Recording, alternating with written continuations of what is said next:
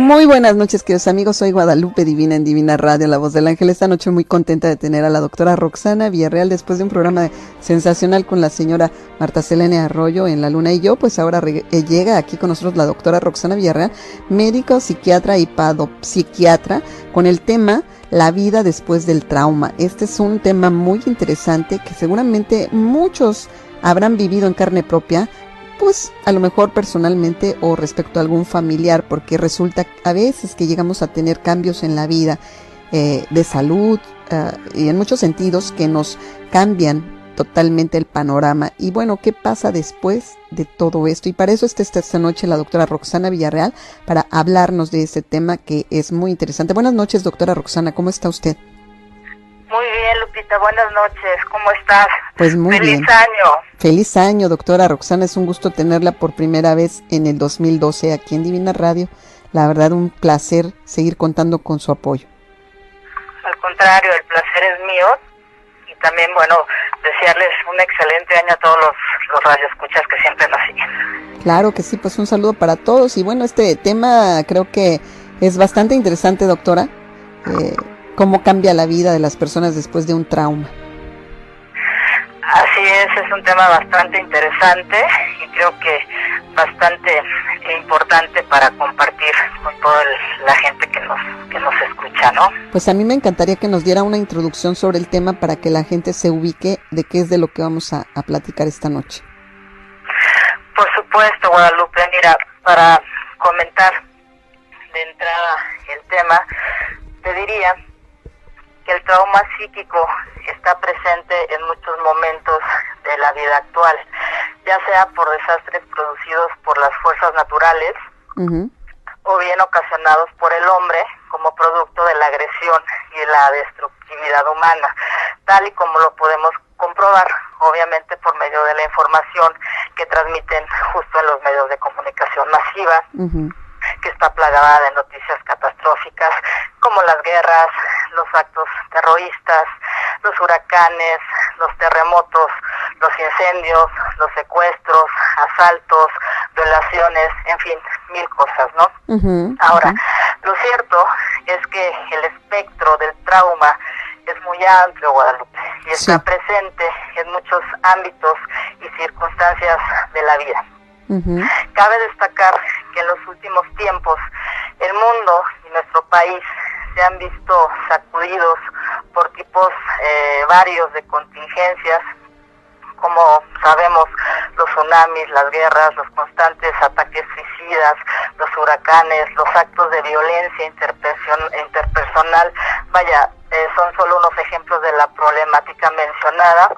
Obviamente, estos hechos merecen toda nuestra atención a nivel, obviamente, de la comunidad médica por las alteraciones que provoca en la salud mental de la población.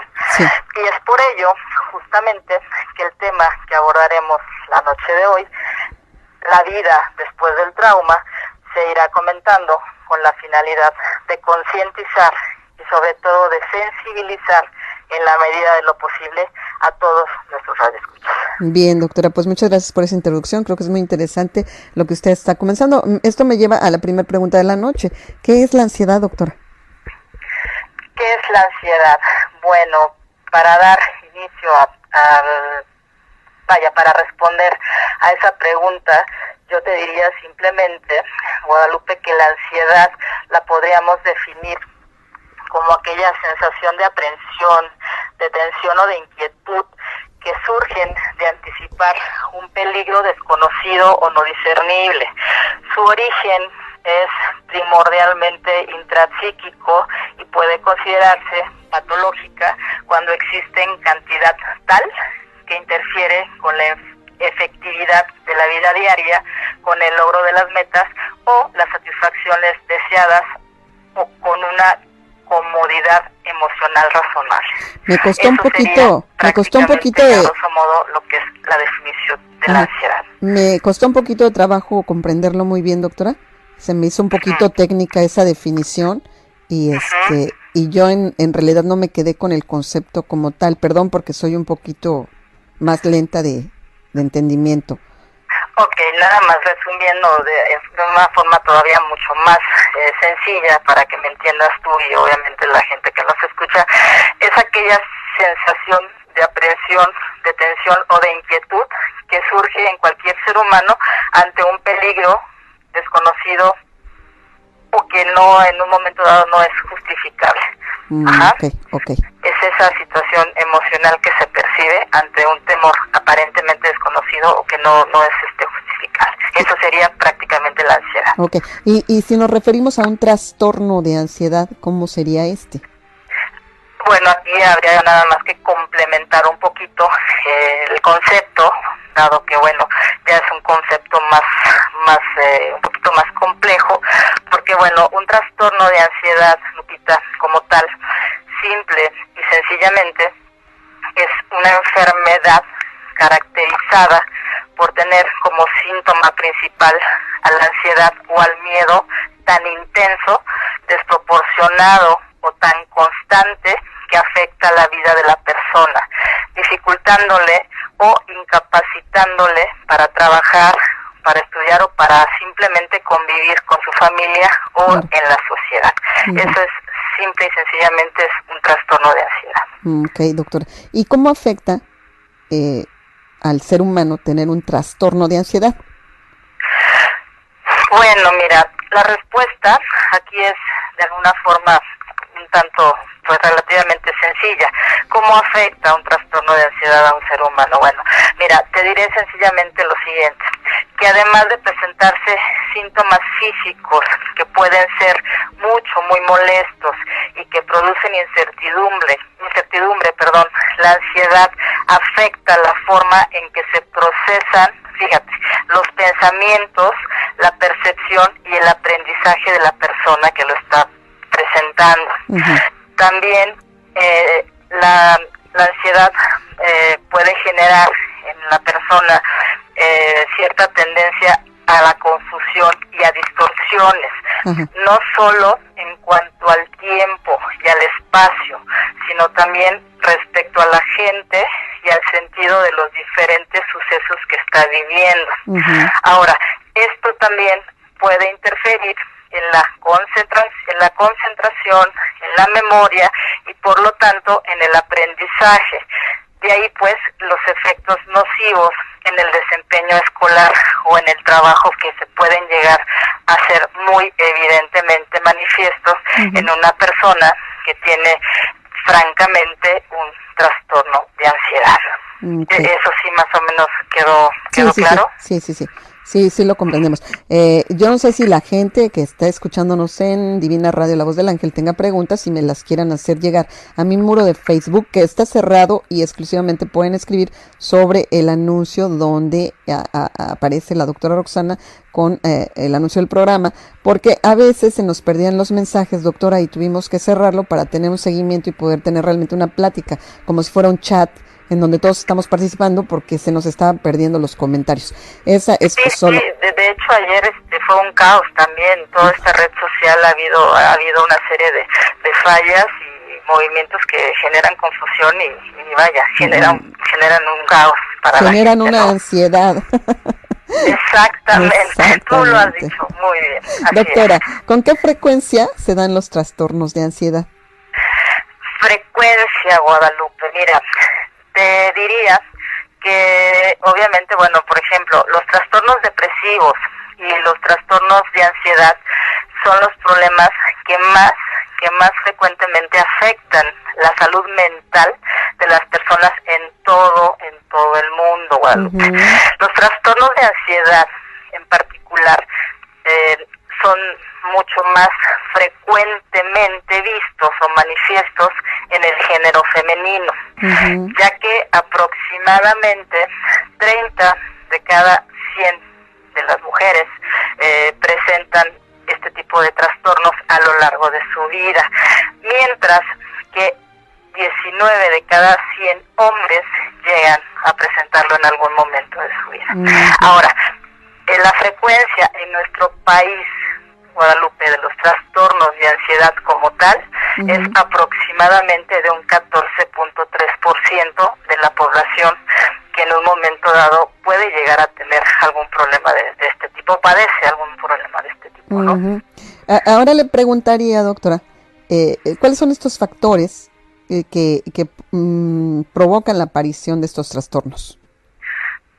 Bueno, antes de entrar de lleno a contestarte esto, retomando un poquito nada más esto, para complementar un poquito la secuencia, la edad de inicio de los trastornos de ansiedad. Okay, perfecto. La edad de inicio, por ejemplo, es en las edades más tempranas, sobre todo en la infancia y en la adolescencia, y pueden estos trastornos continuar a lo largo de la vida adulta. Y aproximadamente el 60% de los adultos con trastornos ansiosos hemos visto a nivel clínico, como psiquiatras, que empezaron este tipo de pacientes con un padecimiento de trastorno ansioso justamente en la infancia, para que más o menos veas cómo va evolucionando esto, ¿no? Ahora, en cuanto al curso de la enfermedad, el curso normalmente vemos que es un tanto crónico y fluctuante. ¿Qué quiero decir con esto? Que los pacientes con trastornos de ansiedad tienden a presentar periodos sin síntomas durante el curso del padecimiento, y sobre todo, Guadalupe, es muy común que se reporten amplias y largas fluctuaciones dentro de periodos cortos, y los síntomas tienden a veces a empeorarse en momentos de estrés provocados justamente en la vida diaria, ¿no? Ahora, para dar respuesta a la pregunta que me hacías, los factores que participan en los trastornos de la ansiedad. Mira, el desarrollo, Lupita, el desarrollo de los trastornos de ansiedad implica interrelación de factores de riesgo y factores protectores. También se ve que hay factores biológicos que incluyen, obviamente, a la genética y al temperamento. Cuando hablo de esto, ¿qué quiero decir? Que se puede heredar la predisposición, más no así la enfermedad, porque mucha gente confunde que esta situación genética y piensan que se va a heredar la enfermedad. Hay enfermedades a nivel, obvio, a nivel médico, que realmente se heredan, pero en el caso específico, los trastornos de ansiedad, no se hereda como tal el trastorno de ansiedad. Lo que se hereda es la predisposición en un momento dado a padecer algún tipo de trastorno. Ahora, el temperamento, por ejemplo, del tipo inhibición conductual, que se caracteriza por mostrar temor, rechazo o evitación a enfrentar nuevas situaciones o eventos, como por ejemplo lugares, juegos, gentes diferentes, también puede contribuir al desarrollo de cualquier trastorno de ansiedad. Este aspecto, Guadalupe, del temperamento, así como la presencia de trastornos ansiosos en los padres, incrementa la posibilidad de padecer en algún momento los trastornos de ansiedad en la primera infancia. Otro de los factores que vemos que pueden favorecer este tipo de problemas emocionales son las cuestiones de tipo psicosocial, la influencia de la interacción padres e hijos y la presencia de ansiedad en los papás. Esto influye obviamente sobre la forma en cómo se puede presentar y cómo se maneja, por ejemplo, el miedo y la ansiedad con el niño, ¿no? Reforzando a veces, en muchos de los casos, justamente este tipo de conductas ansiosas en los hijos, ¿no? En una especie de imitación a los papás. Ahora, hablando también de padres, ¿qué vemos clínicamente como psiquiatras con los pacientes que los padecen?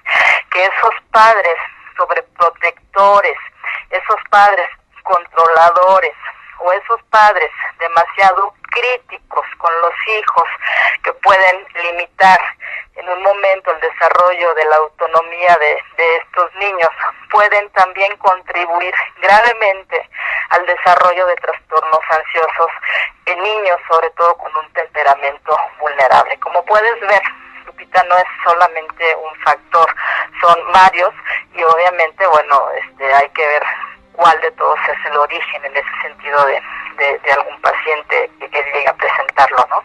Uh-huh, uh-huh. Es interesante, doctora, todo esto que está diciendo. Pues es que son muchas cosas y mira que todavía no entramos de lleno al tema. Esto es en forma general en cuanto a los trastornos de ansiedad. Uh-huh. Pero es importante que la gente sepa para que empecemos más o menos a entrar en materia para lo que vamos a desglosar ahorita en cuanto al tema como tal. Claro. ¿Me podría usted explicar, doctora, y nos podría explicar a todos los que le estamos escuchando, cuál es la diferencia entre el miedo y la ansiedad? Diferencia entre miedo y ansiedad, por supuesto, Guadalupe. Mira, te puedo decir simplemente, el miedo es aquel temor a una emoción característica por por un intento sentimiento, así como habitualmente un tanto desagradable, provocado por la percepción de un peligro real o supuesto, que puede ser presente, que puede ser futuro o incluso pasado. Más sencillo, es una emoción primaria que se deriva de una aversión natural al riesgo o a la amenaza y puede ir desde una ligera aprensión hasta un temor excesivo. Ahora, ¿cuál es la función del miedo, Guadalupe? La función del miedo es precisamente, aunque parece un tanto absurdo y ridículo lo que voy a decir, es cierto, la función del miedo es justamente protegernos ante algún peligro real. ¿Por qué? Porque nos permite en su momento reconocer situaciones que nos pueden poner en peligro, ¿no? Eso es el miedo. Y cuando hablamos de ansiedad, pues es lo que te decía ahorita, la ansiedad es aquella sensación de aprensión, de tensión o de inquietud que surge de anticipar un peligro desconocido o no discernible. Esa es la diferencia entre una cosa y otra. Vaya, es una gran diferencia. Pues sí, a veces mucha gente confunde también, dicen, estoy ansiosa pensando en que están, confunden el término, ¿no? Y equivocadamente también se utiliza, incluso hasta por el propio médico, ¿no? Es importante que la gente entienda un concepto y entienda otro para que entiendan todavía más adelante lo que vamos a hablar precisamente de la vida después del trauma. Claro. Doctora, ¿qué efecto tiene este tipo de padecimientos en el ser humano? Aspectos de, en general, los trastornos de ansiedad. ¿Qué efecto tiene este tipo de padecimientos? Efectos. Pues tiene varios. O sea, a final de cuentas es una serie de situaciones negativas que la persona que lo padece genera en su cuerpo, en su mente y en sus emociones, porque llegan en un momento dado cuando están muy gravemente ansiosos, incluso a limitar todo su potencial a nivel laboral, a nivel escolar, su desempeño, y prácticamente llegan a paralizar a un sujeto, ¿no? Y en ese sentido, bueno, hay una serie de repercusiones lógicamente nada favorables que ponen incluso hasta en muchas ocasiones en riesgo la vida del paciente, ¿no? Claro, es bastante grave esa situación. ¿Me podría usted, doctora, especificar si hay alguna clasificación de los trastornos de ansiedad? Sí, Guadalupe, mira, hay varios, hay varias clasificaciones. Bueno, no hay varias. A nivel psiquiátrico, te digo, hemos hablado ya en varios programas de la clasificación del ICD-10 y del DSM-4. De una manera práctica, para no hacer tantas bolas a nuestros radioescuchas, vamos a tratar de resumir un poquito la clasificación del Manual Estadístico y Diagnóstico de los Trastornos Mentales de la Asociación Psiquiátrica Americana, que es el famoso DSM-4. La revisión de estos padecimientos psiquiátricos nos engloba a los trastornos de ansiedad prácticamente en siete grupos. Primero, tenemos los trastornos de ansiedad generalizada. En segunda, tenemos los trastornos de angustia. En tercera, tenemos lo que es la agorafobia. En cuarto lugar, tenemos lo que es la fobia social. En quinto, tenemos la fobia específica o simple. En sexto, tenemos el famoso trastorno obsesivo compulsivo. Y por último, y para cerrar con broche de oro justamente, lo que es el tema de hoy, el trastorno de estrés postraumático. Okay. Esos son lo que es en sí el grupo de la clasificación de los trastornos de ansiedad. Antes de entrar de lleno ahí, doctora, le quisiera hacer una pregunta. ¿Qué es lo que le llega a uno a paralizar, el miedo o la ansiedad, o ambos? Ambos, porque al final de cuentas y sobre todo con mucho miedo, y bueno, en una situación de tensión o de peligro inminente que estás sintiendo que todo puede pasarte, ¿qué pasa? Tu cuerpo reacciona ante eso y te paralizas. Una persona muy asustada, una persona demasiado ansiosa, o incluso una persona muy deprimida puede llegar a paralizarse de tal manera que se queda ahí. Y ya su productividad, sus actividades diarias, se queda inmovilizado y todo pasa, ¿no? Claro. Y hay situaciones tan graves, te digo, que hay hasta gentes que se llegan a suicidar, ¿no? O incluso hasta salen de la realidad, y esto también lo hemos hablado en tu programa varias veces, cuando la gente se psicotiza, hasta llegan al psiquiátrico internados porque ya están completamente muy mal de sus facultades, ¿no? Con alucinaciones y todo, o incluso ya en un estado psicótico o muy agresivos ponen en riesgo su vida o la de otros, ¿no? Wow, es interesante de verdad este tema, doctora, y pues seguramente tendríamos que entrar a una siguiente pregunta, que usted me explicara qué es un trauma psiquiátrico, psíquico. Usted dijo que era una de las clasificaciones. Yo te entiendo. Mira, un trauma a nivel psiquiátrico, un trauma psíquico, efectivamente, como ciertamente lo mencionas, Lupita, te lo puedo definir de la siguiente manera. Mira, el concepto de trauma psíquico comprende aspectos objetivos y subjetivos que experimentan las personas afectadas ante una amenaza que puede ser física, que puede ser psicológica, moral, social o de algún tipo.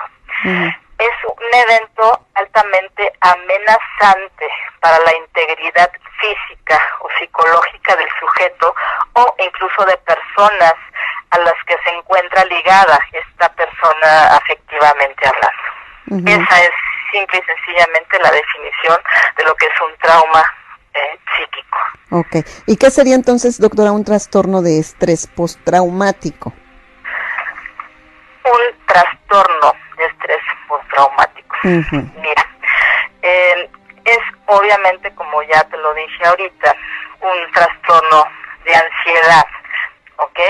Ahora, lo definimos obviamente como aquel trastorno, ¿verdad?, en el cual que surge en un momento dado como respuesta tardía o diferida a un acontecimiento estresante o a una situación que puede ser breve o duradera, de naturaleza excepcionalmente amenazante o catastrófica. Es aquel conjunto de síntomas que una persona presenta, fíjate, esto es importante, que una persona presenta después de haber sido testigo o haber sufrido un hecho traumático, como haber tenido o presenciado, por ejemplo, un accidente, un desastre natural, como pueden ser terremotos, incendios, inundaciones, en fin, o simplemente un hecho violento experimentado en carne propia, como puede ser simplemente un asalto, una agresión física, una violación, un secuestro o haber participado en una guerra. Aquí, Guadalupe, la persona reacciona a este suceso con mucho miedo o impotencia y continúa reviviendo esta sensación aún después de varias semanas, meses o incluso años. Y además trata de evitar todo aquello que se lo recuerde, pero a pesar de no querer recordar esta situación traumática, las vivencias se desencadenan ante varias situaciones similares y hasta en los sueños que se manifiestan en el paciente como pesadillas. Y un síntoma característico en los trastornos de estrés postraumático son justamente los llamados flashback, que es en el que la persona, Guadalupe, revive el momento tan real como si estuviera sucediendo de nuevo, y con ello todo el temor y toda esa angustia que vivió en el momento. Esos son los flashbacks, ¿no? Y prácticamente pues eso es el trastorno de estrés postraumático. Aquí hay una pregunta, doctora, que quiero hacerle. ¿Alguna enfermedad como la hipertensión arterial le puede producir ansiedad o miedo, o ambas? No, por supuesto, y digo, no nada más la hipertensión arterial, yo pienso que cualquier enfermedad, por mínimo que sea, y eso también depende mucho del temperamento, de la personalidad, del ambiente, del nivel cultural, en fin, de muchos aspectos de cómo reacciona la persona. Por decir, si a ti Dios no lo quiera, te diagnostican, no sé, cáncer, o te diagnostican una situación mucho más grave, lógicamente te va a generar a ti una serie de emociones, de percepciones y sentimientos a veces no tan favorables, y esto va a repercutir en tu vida emocional, afectiva, laboral, en fin, en todos los ámbitos, y puede llegar a tener, insisto, consecuencias muy graves. Y eso puede ser a nivel, te digo, no nada más de una situación de cáncer o algo así, puede ser incluso dependiendo de cómo reacciones tú ante las cosas, incluso con una enfermedad mucho menor, ¿no? Sí, le estoy escuchando, doctora. ¿Doctora? Sí. Te digo, o sea, hasta con una enfermedad menor puedes llegar a reaccionar de esa manera, ¿no? Cualquier enfermedad, y déjate de cualquier enfermedad, simplemente alguna noticia puede hacer que alguien reaccione de determinada manera, ¿no? Creo que yo enfoqué el programa al principio de una manera incorrecta, porque yo creía que íbamos a hablar un poquito más acerca de los traumas que aparecen después de una enfermedad, cuando uno está grave, se está muriendo, se recupera, y de repente cómo resulta después de que pasa esta enfermedad y después de que quedan diferentes problemas a nivel secuelas, exactamente, pero creo que estaba yo en una sintonía equivocada, doctora. ¿Cómo aparece? De hecho, es mucho también de lo que vamos a hablar, ¿no? Porque a final de cuentas todo esto pues se relaciona o va de la mano con mucho de lo que mencionas. ¿Cómo aparece entonces este trastorno de estrés postraumático y con qué frecuencia aparece, doctora? Bueno, mira, Lupita, para empezar a esto, yo te diría que, bueno, retomando un poquito esto, el concepto de trastorno de estrés postraumático fue introducido en el campo de la psiquiatría recientemente. Esto fue más o menos hace como 20 años, 21 años, en 1980, para designar las consecuencias psicológicas retardadas de acontecimientos disruptivos violentos. Ahora, ¿cómo aparece? Te diré simple y sencillamente que aparece aún meses o años después de haber experimentado el trauma. Se presenta aproximadamente en 1 o 3 de cada 100 personas y puede aparecer a cualquier edad, pero es mucho más común o mucho más frecuente justamente en los adultos jóvenes. Vaya, no, pues es tremendo eso. Doctora, ¿cuál sería la causa o los factores que provocan el trastorno de estrés postraumático? Bueno, hace rato mencionamos en general las causas de los trastornos de ansiedad, exactamente, pero en particular las causas del trastorno de estrés postraumático es principalmente es el factor estresante. Pero ojo, Lupita, y ojo, radio escuchas, no todas aquellas personas que han vivido alguna situación traumática van necesariamente a padecer o a desarrollar el trastorno. Esto puede desarrollarse, pero no necesariamente. Ahora, ¿qué causas? Bueno, se han identificado, Lupita, factores biológicos y psicológicos que predisponen a padecerlo, como decíamos al principio. En general, el trastorno de estrés postraumático tiene que ver con el significado y con el valor que la persona le da al suceso traumático.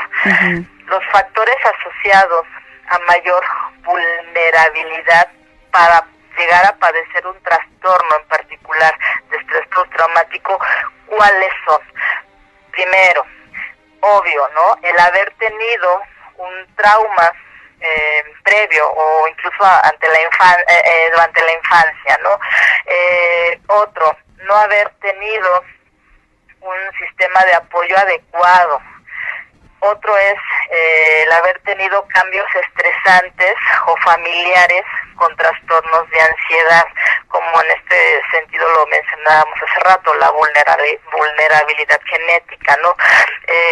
Otro es la cuestión de los factores biológicos o simplemente, bueno, a nivel de neurotransmisores, hablamos, bueno, de que hay cierta cuestión ahí de irregularidad a nivel cerebral que pueden llevar una serie de mecanismos internos en el cerebro, pues para llegar a generar un trastorno de este tipo.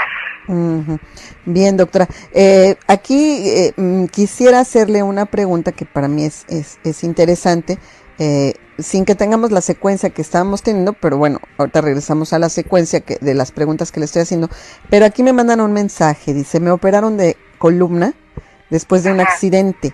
Tuvieron que fijar las lumbares con tornillos, placas e injertos. Gracias a Dios puedo caminar, pero siento que todo mundo se aleja de mí y eso me da miedo. Y por lo mismo me alejo de todos. ¿Eso es normal? Por favor, ¿me podría contestar, doctora?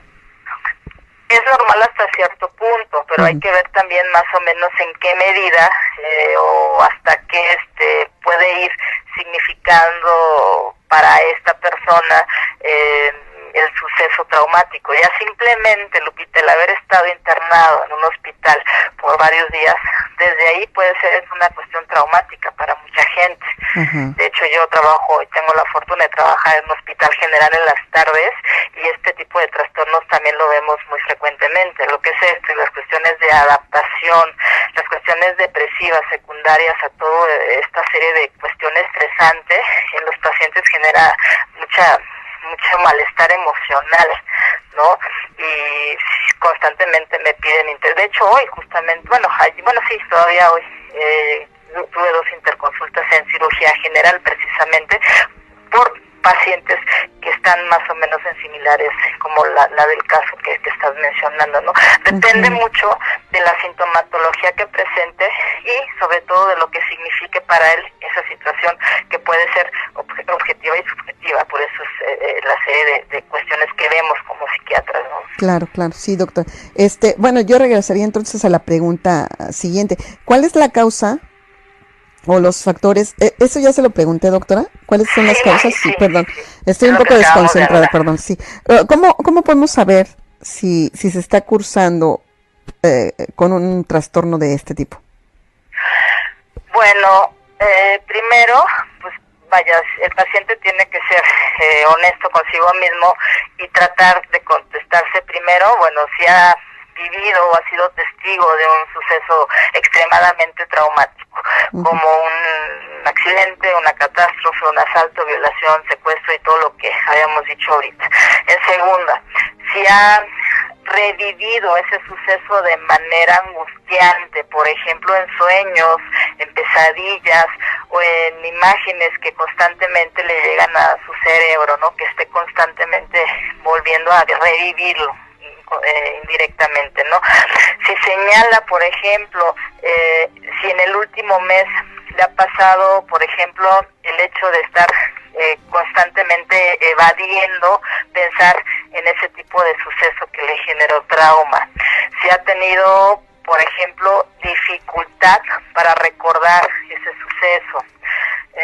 si ha tenido disminución o interés en sus cosas a raíz de ese suceso, si ha sentido, por ejemplo, alejamiento o se ha sentido bastante distante de los demás a raíz de ese evento traumático, si ha notado que sus sentimientos o sus emociones están un tanto como adormecidos a raíz de esa cuestión traumática, si ha llegado a tener el paciente la impresión de que su vida se acorta a raíz del trauma, ¿no?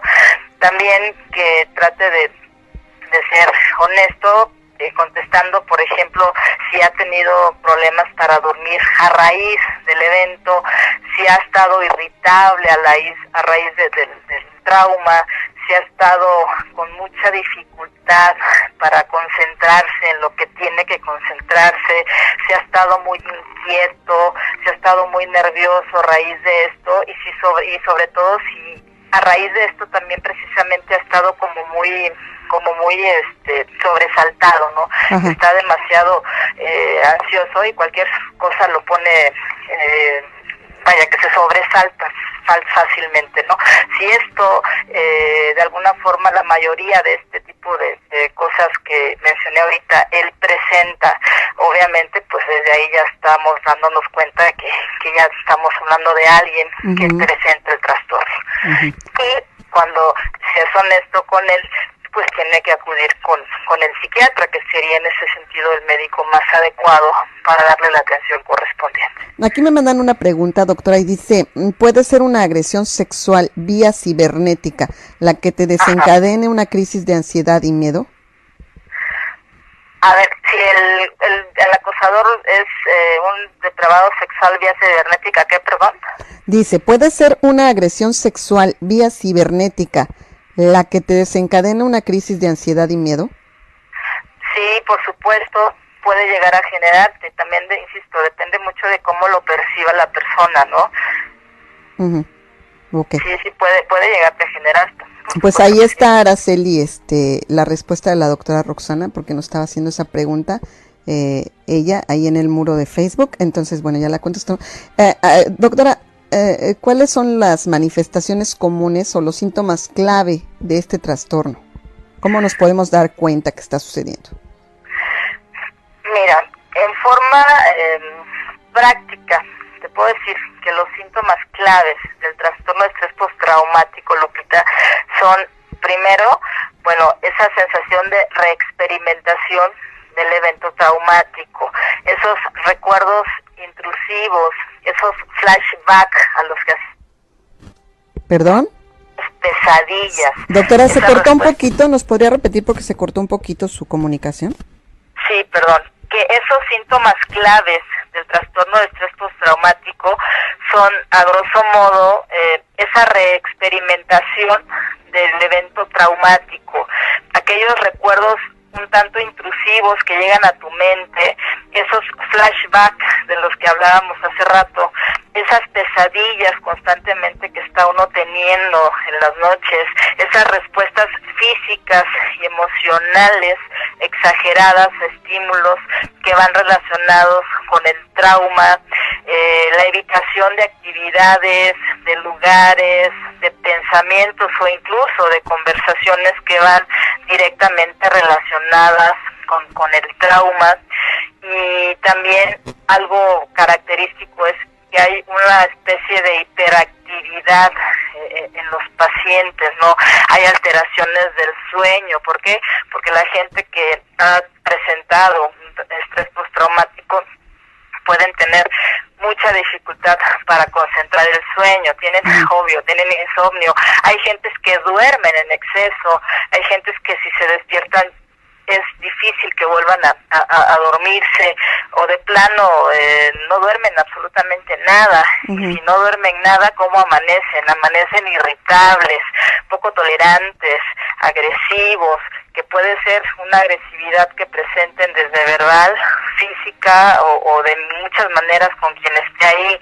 Son gentes que tienen mucha dificultad para concentrarse, están, algo también curioso y muy característico es que están súper vigilantes con las cosas que están a su entorno, tienen respuestas exageradas de ¿no? Es como sobresaltarse ante cualquier situación, por mínima que sea, ellos se sobresaltan y en automático es así como estuvieran a la defensiva, ¿no? Tienen en muchas ocasiones pérdida del interés, se deprimen, se aíslan socialmente y lógicamente pues hay una restricción afectiva en la mayoría de los casos.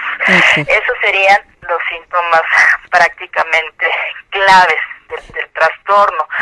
Pero normalmente el cuadro clínico del trastorno de estrés postraumático, Lupita, de inicio se presenta con síntomas agudos, como pueden ser no sé, el bloqueo, por ejemplo, de las funciones mentales, ¿no? Accesos de emociones incontrolables. Hay gente que está sumamente ansiosa y frecuentemente iracunda, con ataques de cólera, de rabia. Muchos de ellos, algunas ocasiones llegan a presentar incluso crisis convulsivas. Otros tienen perturbaciones que decíamos hace rato en la cuestión del dormir. Tienen sueños en los que el trauma se repite, tienen complicaciones conductuales y obviamente de tipo neurobiológicas secundarias, ¿no? En fin, el padecimiento puede generarte una serie de síntomas que pueden ser una variedad bastante grande en cuanto a esto, ¿no? Sí. Aquí hay otras preguntas, doctora. ¿Qué relación hay entre ansiedad y disfunciones sexuales? Muchísima, porque mucha de la cuestión emocional puede perjudicar la cuestión, obvio, a nivel mental. Y si algo mental está bloqueado, lógicamente tu cuestión orgánica o fisiológica no va a responder igual. Si emocionalmente no estamos bien, no vas a rendir al 100%. Y una persona ansiosa, una persona deprimida o muy angustiada, va a tener disminución de la libido, del apetito sexual e incluso de la relación como tal, ¿no? Claro. Hay impotencia, hay muchas cosas, ¿no? Claro. Que dificultan la relación de pareja. Doctora, ¿se curan los trastornos de ansiedad? En algunas ocasiones sí va mejoría en algunos pacientes, no siempre, pero sí van a tener muchos prácticamente una evolución favorable, ¿no? Y aquí me hacen una pregunta: ¿cuáles son las técnicas de tratamiento más eficaces para reducir la ansiedad? Pues hay muchísimas en relación a esto. Bueno, hay desde cuestiones de tipo de apoyo, principalmente en el tratamiento específicamente del trastorno postraumático, es proporcionarle apoyo al paciente, animarlo a que hable precisamente sobre el suceso. Hay que darle educación y orientarlo sobre su padecimiento. Hay que darle terapia y hay que darle tratamiento farmacológico. Cuando hablo de terapia, obviamente esto incluye una serie de opciones, ¿no? Y en algunos casos, por ejemplo, la psicoterapia puede concentrarse en la reconstrucción del suceso y puede resultar muy terapéutico para muchos pacientes. Se utiliza normalmente la terapia conductual, la terapia cognitiva de grupo o incluso a nivel familiar. Ahora, los objetivos, por ejemplo, del exponer al suceso traumático mediante técnicas de imaginación o de exposición en vivo, es justamente que el paciente trate de soltarse y hable de todo eso que emocionalmente le genera que se paralice, ¿no? Tratar también, obviamente, a través de técnicas de manejo del estrés, incluyendo, lógico, lo que son las técnicas de relajación, esta serie de conductas para que el paciente se vaya se desensibilizando y tratar de llevar en la medida de lo posible una evolución favorable del padecimiento. Ahora, el medicamento es importante. ¿Por qué? Porque lógicamente pues siempre vamos a echar mano como psiquiatras de medicamento cuando obviamente amerite el caso. Si hablamos de ansiedad, pues tenemos que echar mano desde ansiolíticos como de antidepresivos. porque van de la mano, y si hay necesidad de manejar algún otro medicamento se maneja, sobre todo a nivel de moduladores del afecto, de la conducta, o de neurolépticos, que son aquellos medicamentos que se utilizan cuando el paciente está fuera de la realidad y empieza con alucinaciones y completamente con actitudes fuera de la realidad, ¿no? Ajá. Sí, doctora, pues es que son muchas las cuestiones aquí con este tema, y es que me están mandando varios mensajes, entonces estoy tratando de definir qué preguntas hacerle para llevar una secuencia, y bueno, aquí le preguntaría qué recomendaciones da usted para que puedan sobrellevar este trastorno. Mira, en forma general, yo te puedo decir que aparte de que la gente que empiece a percibir que presentan el problema o que detectan incluso en alguien de su familia, algún amigo, su pareja, este tipo de síntomas, que lo canalicen, de preferencia a la brevedad con un psiquiatra, ya que el médico haya hecho la valoración correspondiente y les instalen el tratamiento. Las recomendaciones que yo les daría serían, como siempre, bueno, primero que hagan ejercicio. ¿Por qué?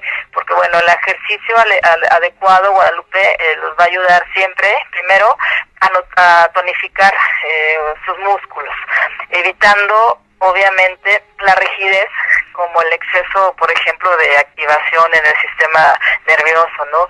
Puede llegar, obviamente, bueno, a tener una serie de efectos y, lógicamente, bueno, aparte de todo, pues mantenerse en forma, ¿no? Tienen que tener hábitos, señorita, hábitos de alimentación y de sueño. Sí,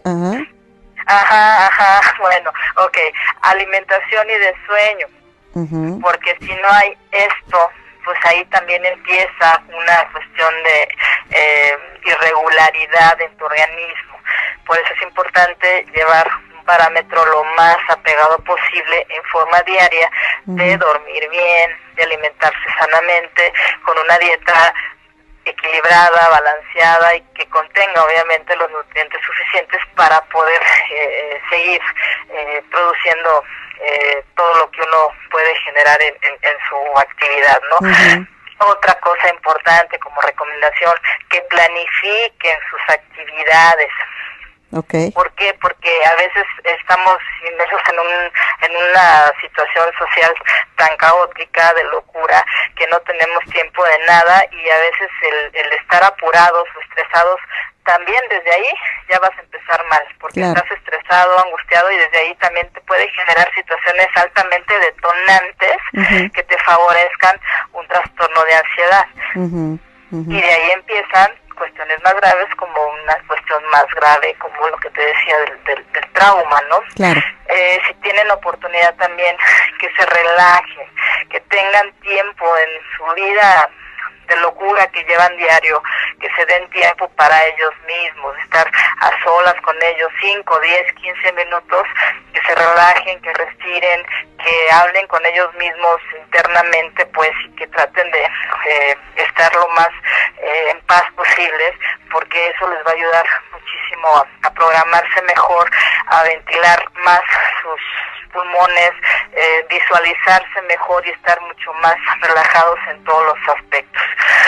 Que se relajen también incluso con cuestiones de relajación, con música, con aromaterapia. Si tienen oportunidad, ¿por qué no una cuestión también físicamente a nivel de masaje? Que tengan actividades manuales también que desarrollen su potencial. Y algo bien importante para este tipo de pacientes, Lupita, es que retomen sus actividades sociales, que no se aíslen. Insisto, el punto de partida, la vida actual es una vida de locura, es una vida de tensión, una vida de prisas, y vivimos tan inmersos en eso que nos olvidamos de nosotros mismos y de los demás. Si no hay socialización, si no hay un cuidado de uno mismo, todo pasa. Nos hundimos en depresión, nos hundimos en ansiedad, nos hundimos en estrés, y esto por sí solo ya es un factor detonante, alarmante y muy angustiante a nivel mental y a nivel de salud pública en general.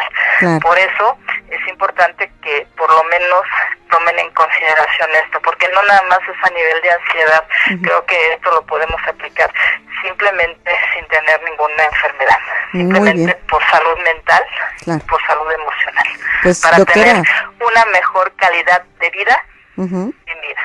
Pues sí, doctora Roxana, el tiempo se nos ha ido, pero así como agua con este tema. Justo 1 hora. Qué barbaridad, siempre se nos va el tiempo volando. Yo quisiera invitarla el próximo miércoles para que vuelva a estar con nosotros. No sé qué tema tenga preparado, pero sí quería yo sugerir algo que tenga que ver respecto a las personas que se obsesionan con otros seres humanos. Por ejemplo, uno como figura pública que está en el radio, uno como figura pública que es como escritor, como cantante, y que, digo, en mi caso, en otros casos serán otras cosas, los deportistas, todo el mundo tiene una actividad y de alguna manera algunos somos personajes públicos. No por esto conlleva la fama o no la fama, simple y sencillamente estamos en el ojo del huracán, por decirlo así, a la vista pública. ¿Y qué pasa cuando hay gente que llega supuestamente a nuestra vida a admirarnos y después se obsesionan con nosotros, que utilizan a las personas que están a nuestro alrededor, aunque uno no quiera hablar con ellos, utilizan a la gente alrededor para llegar hasta uno y no lo dejan vivir y lo empiezan a prácticamente a hostigar y acosar? ¿Qué podemos hacer en esos aspectos? Y no sé cómo podría usted perfilar este tema, porque seguramente es una cuestión de problemas mentales, ¿no?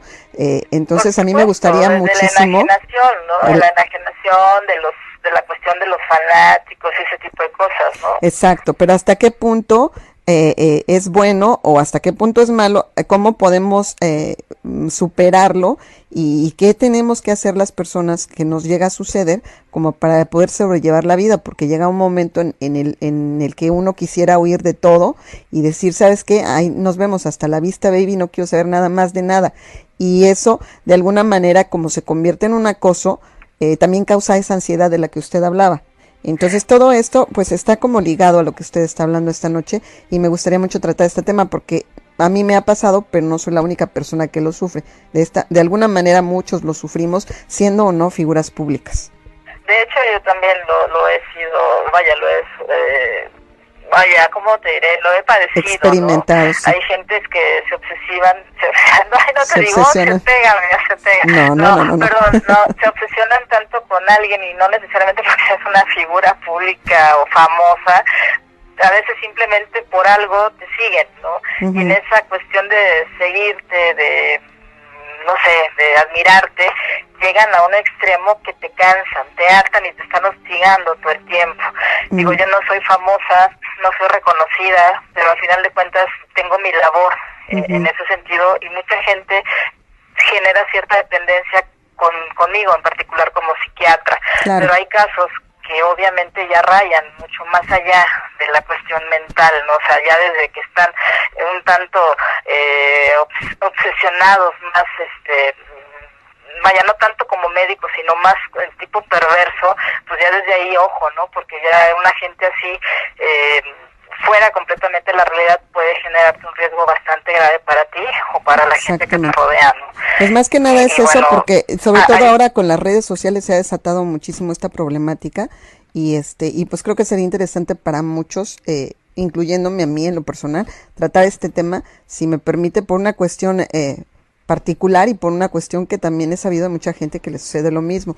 Hay gente que no acepta un no por respuesta y pues trata de destruirlo a uno a toda costa y eso ya se convierte en un acoso que, si bien es cierto y yo lo sé, porque digo, también soy licenciada en Derecho, también se puede ver de maneras legales, pero ¿cómo afecta aquí? En el asunto, ¿no? Exactamente, ¿cómo puede afectar aquí a nivel psicológico, ¿no? ¿Quieres que lo abordemos más que nada en función de tú como víctima o como victimario? Pues yo creo que en ambos casos, ¿no? Podremos englobarlo, o si usted quisiera hacer un programa como víctima y otro como victimario, pues yo creo que si alcanza el tema para 2 programas, maravilloso. Porque de verdad es muy interesante qué es lo que está pensando la persona, por qué actúa así, qué es lo que la propicia, o sea, todo, qué es lo que la motiva, ¿no? tanto a uno como y para... también algo importante, o sea, tú lo decías hace rato, muy acertadamente, Lupita. ¿Qué decías? Bueno, esta gente que se obsesiona contigo, utiliza a tus contactos o utiliza a tus amigos para saber de ti. Exactamente. ¿No? Y te están... Y no solo eso, doctora, sino que... Para obtener la información, si tú, por ejemplo, a nivel de redes sociales, tú llegaste a bloquear a alguien por alguna razón, utiliza a la gente allegada para sacar información. Exactamente. Pero también depende mucho de ese amigo, virtual o no, que le dé la información, porque bueno, una cosa es ser dañino, y si de antemano sabes que hay un antecedente de ese tipo, pues tú lo menos que tienes que hacer es mantenerte al margen. Claro. ¿Sí me explico? Y no involucrarte tanto. Pero sí es, creo, un excelente tema para poder abordar la próxima semana, porque te digo, tú has sido víctima de eso, yo he sido víctima de eso, y hasta por menos, fíjate, ojo, hasta por menos he tenido que también eliminar mucha gente, ¿no? Sí, definitivamente. Para darle incluso paso a gente nueva. Definitivamente. Porque perdón que te interrumpa, la semana pasada, si no mal recuerdo, hablamos y con eso cerramos la participación del año pasado en tu programa, de amigos, valores y excepciones virtuales, el tema, te lo dije, no fue escogido al azar. Es muy bueno. Yo lo escogí específicamente por lo que estaba... se ha pasado últimamente con muchos de ellos, y lo quise hacer precisamente, abrirlo, porque se me hizo muy interesante, y creo que pues eso nos ha pasado a muchos, y esto que mencionas para hablar la próxima semana, creo que sería una excelente complementación del tema. Claro, y sobre todo también, doctora, porque muchas veces en este ir y venir de informaciones que se entretejen entre la gente, se distorsiona todo, y después se cambia incluso la imagen de una persona, y digo, en el caso mío, ¿no? De repente, entonces ya Guadalupe Divina ya no es Guadalupe Divina, ya es Guadalupe Diablina, ¿no? Entonces, de alguna manera, pues sí duele, y sí trastorna tanto la vida de los seres humanos como de la imagen pública que tenemos. Y a mí sí me importa mucho hablar de ese tema, porque sí quisiera poder comprenderlo realmente. Gracias, doctora, me dio mucho gusto tenerla esta noche aquí. Estuve bastante atenta a todo lo que nos decía, había muchas preguntas, hubo mucho público, y hay mucho público escuchándonos, así es que yo quiero agradecerle mucho e invitarla, como le dije, la próxima semana. Al contrario, como siempre, un honor, un placer estar en tu programa, y con la enorme fortuna de seguir participando en él. Nuevamente te deseo éxito, muchísimo éxito, amiga, y a los radioescuchas, mis mejores deseos para ellos, para su familia, y si Dios quiere, nos escuchamos la semana próxima. Muchas gracias, doctora Roxana. Pues esto es Divina Radio, la voz de la...